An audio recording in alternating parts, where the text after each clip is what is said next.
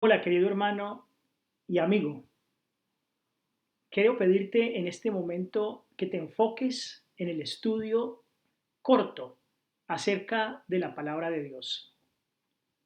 ¿Te ha pasado que en ocasiones tomas un texto de la Biblia y no lo puedes entender? ¿Has escuchado que algunos dicen que el leer la Biblia produce locura?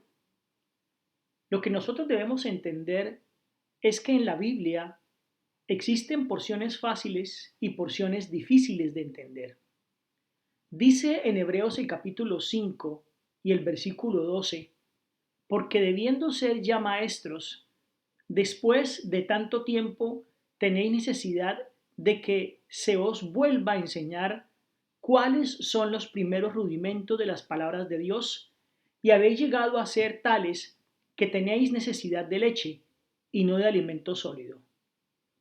En este capítulo, el apóstol nos muestra claramente que existen dentro de las escrituras algunas porciones que son llamadas primeros rudimentos o cosas sencillas que se compara con la leche, justamente con la leche que se le da al recién nacido para que su estómago no se estropee.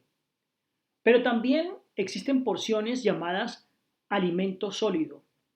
Por lo tanto, cuando abras la Biblia, cuando decidas estudiar la Biblia, debes pedir ayuda y debes pedir a alguien que te guíe para que puedas tú comprender lo que el Señor quiere decirte. Y no es porque necesites de otro. Lo que sucede es que existen porciones que son fáciles y porciones un poco más complicadas para entender, y que aquellos que ya han estudiado la Biblia saben bien cuáles son más fáciles de entender para que con este conocimiento se pueda comprender un conocimiento aún más avanzado, más sólido dentro de la palabra de Dios. Y esa comparación nosotros la encontramos en Hebreos el capítulo 5, los versículos 13 y 14. Y de modo y que todo aquel que participa de la leche, es decir, del conocimiento sencillo de la Biblia, es inexperto en la palabra de justicia, porque es niño, un niño espiritual, es decir, que hasta ahora está conociendo del Evangelio.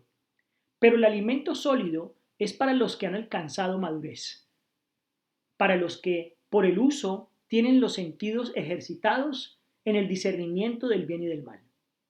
Por lo tanto, la misma Biblia dice claramente que hay alimento dentro de su palabra que es llamado sólido y que es para los que ya han alcanzado una madurez en lo que se refiere al estudio de la palabra de Dios. Pero también hay algo que es muy sencillo, que es un alimento bastante simple comparado con la leche, que es para aquellos inexpertos en la palabra de Dios.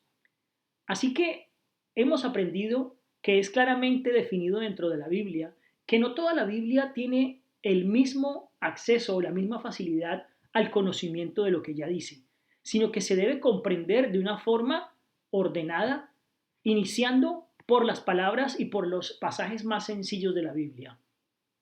Ahora, según Pedro, en su segunda epístola, en el capítulo 3, los versículos 15 y 16, dice: y tened entendido que la paciencia de nuestro Señor es para salvación, como también nuestro amado hermano Pablo, según la sabiduría que le ha sido dada, os ha escrito casi en todas sus epístolas, hablando de ellas, de estas cosas, entre las cuales hay algunas difíciles de entender. Noten aquí que Pedro, en su carta, en su epístola, menciona las epístolas de Pablo, diciendo que algunas partes de ellas son difíciles de entender. Por lo tanto, en la Biblia encontramos porciones más sencillas, simples, y porciones un poco más complicadas. Sigue diciendo el texto: las cuales los indoctos e inconstantes tuercen. ¿A qué se refiere con los indoctos? Se refiere sencillamente a los que no han estudiado, y los inconstantes justamente a aquellos que no estudian la palabra de Dios diariamente y que entonces pierden el conocimiento que el Señor quiere darles. Sigue diciendo el texto y finaliza: como también las otras escrituras para su propia perdición. Es decir, uno se puede perder leyendo la palabra de Dios si no lo hace como realmente se debe hacer, porque se puede torcer el mensaje que ésta quiere decir. Por lo tanto, necesitamos una guía, que el Espíritu Santo pueda obrar en nuestro corazón para poderlo entender. Y para ello debemos pedir al Espíritu Santo de forma humilde que Él sea nuestra guía en la lectura y en el aprendizaje de la palabra de Dios.